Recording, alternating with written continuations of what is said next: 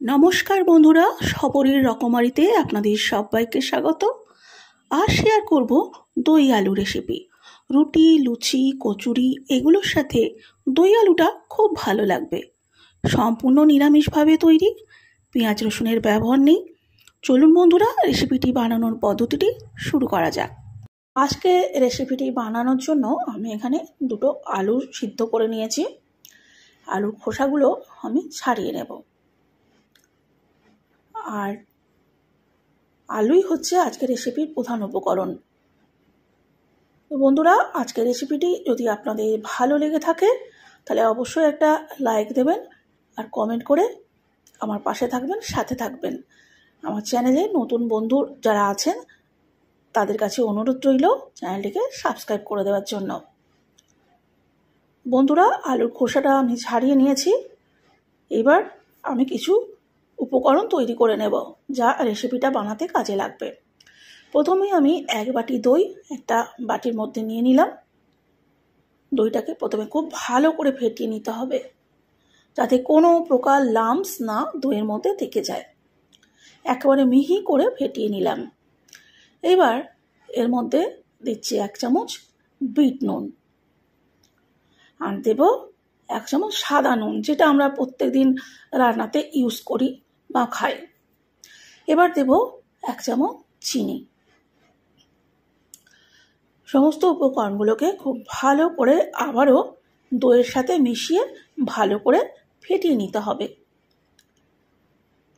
সমস্ত উপকরণগুলোকে মেশানো হয়ে গেলে এবার এর মধ্যে আমি দিয়ে দেব জল। জল দিয়ে একটা ঘোল বানাবো। যে বাটির পরিমাপে আমি দই নিয়েছিলাম সেই বাটির পরিমাপে 2 বাটি জল আমি দইয়ের মধ্যে অ্যাড করে দিলাম। এবার ভালো করে নাড়াচাড়া করে মিশিয়ে একটা ঘোল বানিয়ে নিলাম। এবার চলুন আর কি উপকরণ আমার রান্নায় লাগে সেটা দেখে নেওয়া যায়।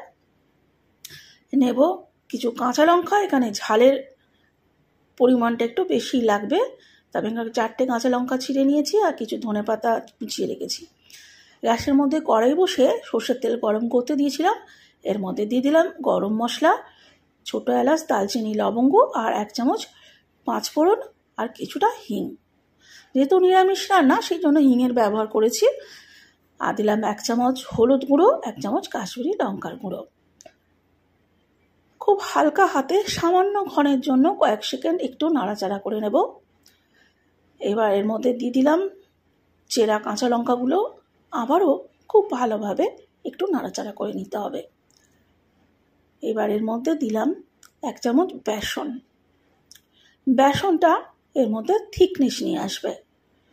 বেসনটা খুব ভালো করে নাড়াচাড়া করে নেব যাতে কাঁচা গন্ধ না থাকে আর বেসনটা যাতে পুড়ে না দেয়, তাই তাড়াতাড়ি করে ঘোলটাকে এর মধ্যে ঢেলে দিতে হবে। বেসন পুড়ে গেলে কিন্তু তেতো হয়ে যাবে পুরো রেসিপিটা। আর ঘোলটা ঢেলে দিয়ে কন্টিনিউ নাড়াচাড়া করতে হবে যাতে দানা হয়ে না যায়, দইটা কেটে না যায়।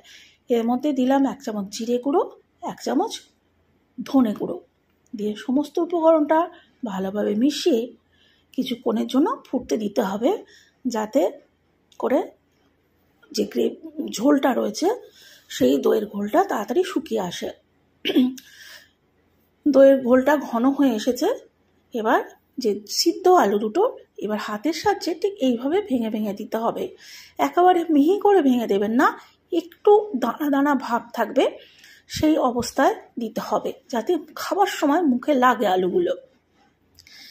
এবার ভালো করে কিছুক্ষণ নাড়াচাড়া করে নেব, মিনিট খানেকের মতো। তবে খুব বেশি ফেটাবার দরকার নেই, কারণ দই যেহেতু দেওয়া রয়েছে আর ঝোলটা ঘন হয়ে এসেছে। এতে দিয়ে দিলাম কিছুটা ধনেপাতা কুচি আর কিছুটা কসুরি মেথি। সমস্ত উপকরণগুলোকে আরেকবার হালকা হাতে নাড়াচাড়া করে নিলাম। বন্ধুরা, রেসিপিটা একেবারে কমপ্লিট হয়ে গেছে। আমি গ্যাসটা অফ করে দিয়ে কিছুটা ঠান্ডা হতে দেবো। ঠান্ডা হয়ে গেলে তারপর পরিবেশন করব। তার আগে এর মধ্যে একটা তড়কা লাগাবো।